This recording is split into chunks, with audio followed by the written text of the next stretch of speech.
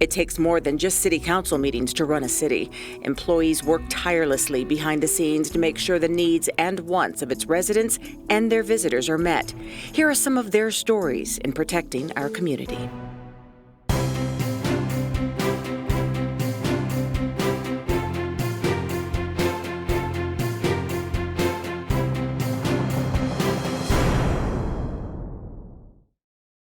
On this edition of Inside Vegas, come along as the city deals with a nonprofit club that has had recent run-ins with law enforcement for violent crimes, investigates a massage parlor accused of being a front for prostitution, and deals with the ongoing dispute between short-term rental operators and the neighbors who say they are nothing but party houses invading their quiet communities.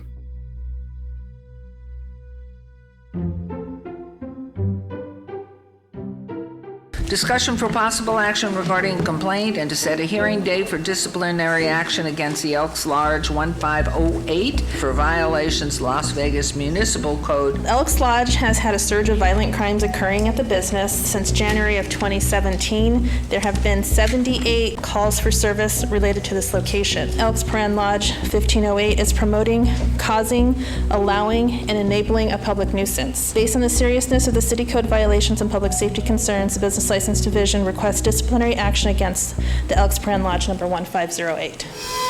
While I respect the business licensing and Metro, frankly, the complaint as it is written, as it is drafted, is full of falsehoods and hyperbole. The Elks is not directly involved in any of these incidents. There has not been a finding, there has not been an investigation, there has not been a fact showing that any person that's actually associated with the Elks had anything to do with these incidents. So basically, they're being labeled and targeted for things that happen in their parking lot. I find it hard to believe, though, that nobody can come to a consensus on how do we rectify the situation since November of last year. I make a motion to move to have a public hearing on September the 5th. And that motion carries.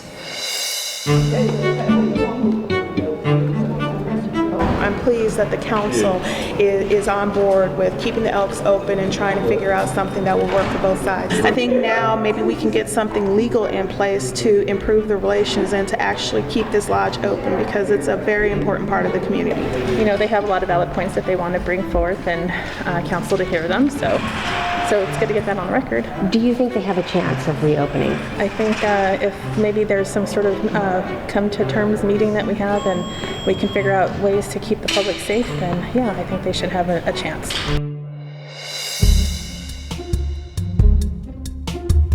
Abeyance item, hearing and discussion for possible action regarding a complaint for disciplinary action against Lotus Flower Massage for violations of the Las Vegas Municipal Code.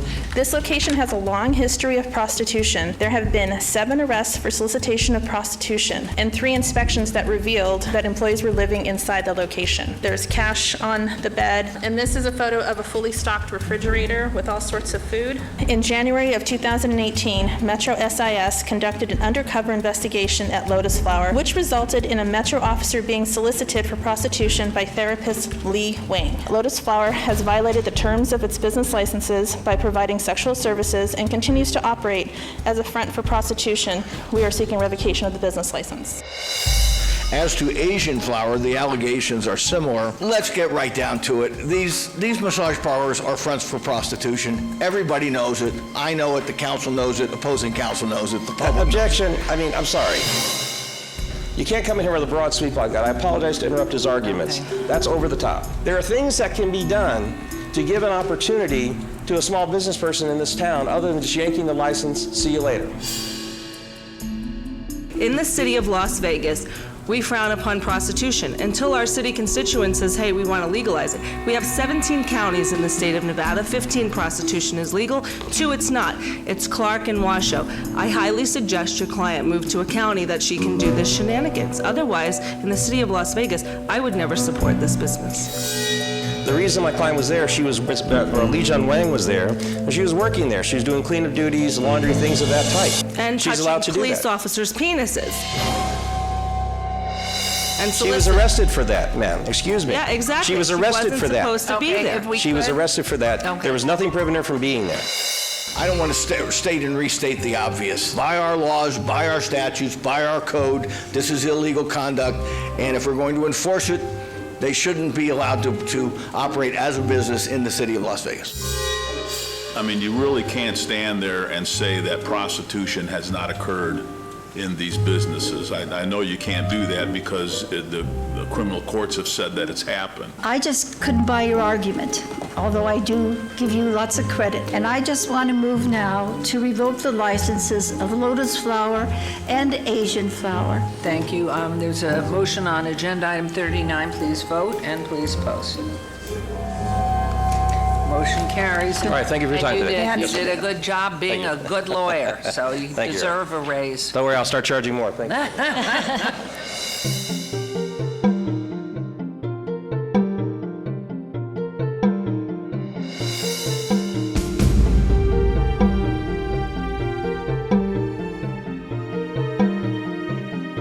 They are fed up with the parties in an Airbnb house on their street. They've made bright shirts saying, "Don't hotel my neighborhood," sent out messages on social media, and even videoed guests to see how long they're staying. Las Vegas City Council delays making a decision regarding short-term rentals, or STRs. On this street, a battle between neighbors wanting peace and quiet and what they say has been an Airbnb party house. We don't know who's in there.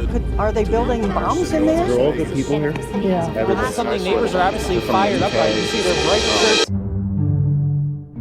I'd say it probably started in about 2014. We had a couple locations in the city that were very, very problematic. We were just issuing permits, and in 2015, we actually instituted a short-term rental license. No parties being allowed, no weddings, and sometimes they do get booked for that reason. So in 2017, in June, we adopted an amendment to our ordinance. You now needed a special use permit to run your short-term rental. And then with the special use permits, there's a 1,000-foot notification that goes on. So if your neighbors didn't know you were operating a short-term rental prior to that notification, you sure knew about it when the notification arrived at your door. So it did generate a lot of interest and a lot of controversy. People just didn't want them in their neighborhoods. Hey, don't go in there. Don't go in the trunk. Don't go in the trunk. Close the trunk.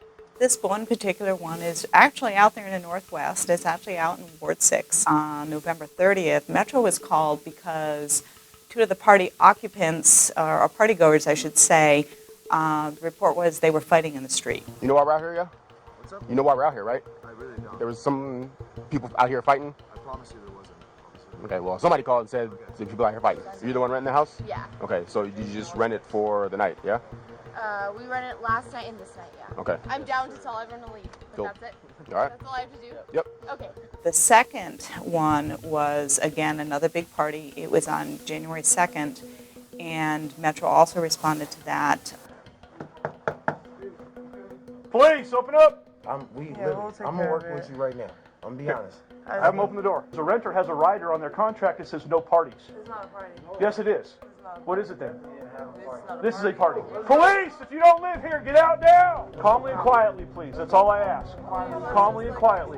What's happened since then, we had a good year and a half of a lot of action at Planning Commission, at City Council. We've adopted another amendment. And what's happened now is the short-term rentals that currently exist are allowed to continue to exist, but no new short-term rentals, not unless you are owner-occupied, you are a 3-bedroom or less home, and also you cannot be within 660 feet of another short-term rental. But we do still get calls, and it's calmed down a little bit. We've been careful to make sure that they basically should be existing without anybody knowing.